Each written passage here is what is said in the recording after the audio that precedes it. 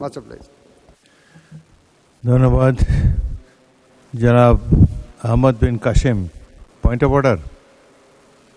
মাননীয় স্পিকার, আমি আজ এখানে দাঁড়িয়ে আছি একটি অন্ধকার ঘর থেকে ফিরে এসে, যেখানে আমার মতো আরো পিঁপড়ার টিকটিকের সাথে কথা বলতাম।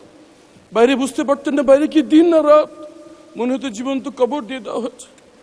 মনে হতো যে মৃত্যুর থেকে হাজার গুণ ভালো। মনে করতাম যে আজকে রাতে হয়তো হত্যা করা হবে। এভাবে মৃত্যুর প্রহর যখন গুনছিলাম, একদিন রাতে ট্রেনে হেঁটছে যখন আমাকে সেখান থেকে বের করছে, আমি ধরে নিয়েছি এখন আমাকে হত্যা করা হচ্ছে। আমি সূরা ইয়াসিন পড়া শুরু করলাম যাতে মৃত্যুটা সহজ হয়। কিন্তু পরে জানতে পারলাম কিছু বাচ্চা ছেলে মেয়ে জীবন দিয়ে, চোখ হারিয়ে, পা হারিয়ে, ফ্যাসিবাদকে বিতাড়িত করে আমাদেরকে আবার দুনিয়ার আলো দেখার সুযোগ করে দিয়েছে। মাননীয় স্পিকার, এই সংসদকে যদি বলতে হয় তাহলে বলতে হবে মজলুমদের মিলন মেলা। এখানে এমন একজন কেউ পাওয়া যাবে না যে গত ফ্যাসিস্ট আমলে জুলুমের শিকার হয়নি।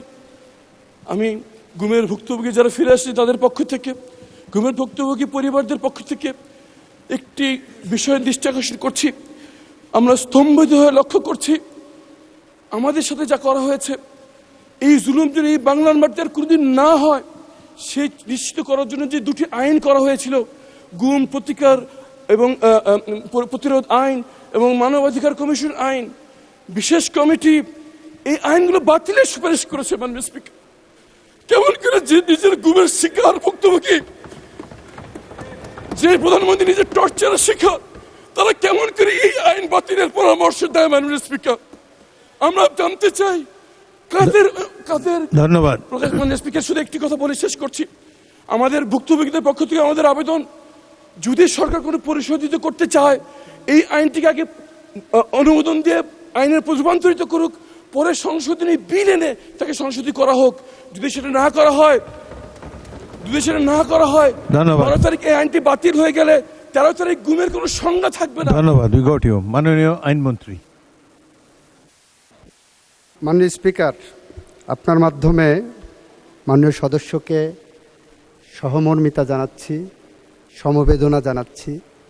যারা গুম হয়েছেন তারা কেউ আমার স্বজন, আমার ভাই, আমার বোন, আমার আত্মীয়, আমার প্রতিবেশী, আমার বাংলাদেশের মানুষ, আমার জিয়া পরিবারের সদস্য সহ বাংলাদেশের মানুষের তারা হৃদয়ের প্রতিবেশী।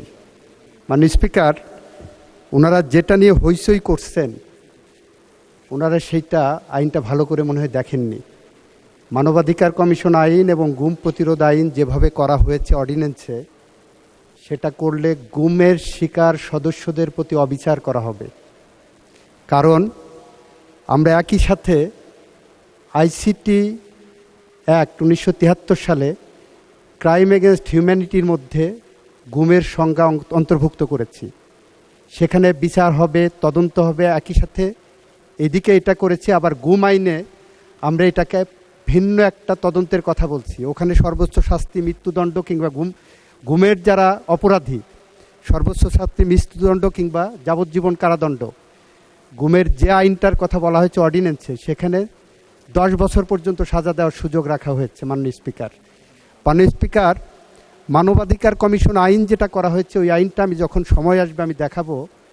এই আইনটা যদি রাখা হয় এইভাবে, তাহলে বাংলাদেশের মানবাধিকার লঙ্ঘনের শিকার মানুষজন অতিরিক্ত হয়রানি এবং মানবাধিকার লঙ্ঘনের শিকার হবেন। এই আইনের তদন্তের নামে যে টাইম ফ্রেমটা দেওয়া হয়েছে, যে কারণে আমরা বলেছি, আমরা বিশেষ কমিটিতে আলোচনা করেছি, উনি হয়তো ছিলেন না, প্রপারলি অ্যাপ্রেজড উইথ দ্য ফ্যাক্ট না।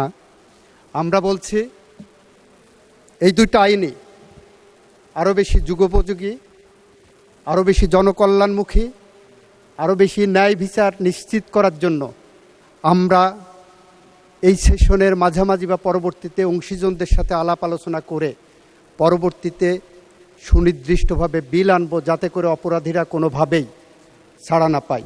কারণ ব্যারিস্টার আরমান আমার ভাই, আমার স্বজন, আমার সহকর্মী। উনি দীর্ঘদিন ধরে যেভাবে গুমের শিকার হয়েছিলেন এবং এভাবে বাংলাদেশের 700-র বেশি মানুষ গুমের শিকার হয়েছিলেন, তাদের মধ্যে আমাদের মাননীয় স্বরাষ্ট্রমন্ত্রী এখানে আছেন। স্বরাষ্ট্রমন্ত্রী যেভাবে গুমের শিকার হয়েছিলেন, মৃত্যুর প্রহর গুনেছিলেন প্রতিদিন, তাকে যেভাবে পার্শ্ববর্তী রাষ্ট্রে ডাম্পিং করা হয়েছিল, যেভাবে উনি বিচারের মুখোমুখি হয়েছিলেন, যেভাবে উনি বাংলাদেশে ফেরত এসেছেন, এটা মনে করার কোনো কারণ নাই। গুমের সাথে জড়িত যারা অপরাধী ছিলেন তারা কেউ আইনের ফাঁক দিয়ে বের হতে পারবে। সে কারণেই আমরা বলেছি, গুমের আইনে যে সাজা প্রেসক্রাইব করছেন, গুমের আইনে যে তদন্তের পদ্ধতির কথা বলেছেন, আর আইসিটি অ্যাক্টে যে গুমের ক্রাইম এগেনস্ট হিউম্যানিটির কথা বলেছেন, দুইটার মধ্যে যাতে সাংঘর্ষিক কোনো অবস্থা বিরাজমান না থাকে, সে কারণে এই আইনগুলো আমাদের যাচাই বাছাই করা দরকার। গুম আইনে আবার মানবাধিকার কমিশন আইনের তদন্ত সংস্থাকে রেফার করা হয়েছে। এই সবগুলো আমাদের যাচাই বাছাই করতে হবে এবং আমি আশা করব যাচাই বাছাইয়ের যে প্রক্রিয়া হবে সেই প্রক্রিয়ায় ব্যারিস্টার আরমান সহ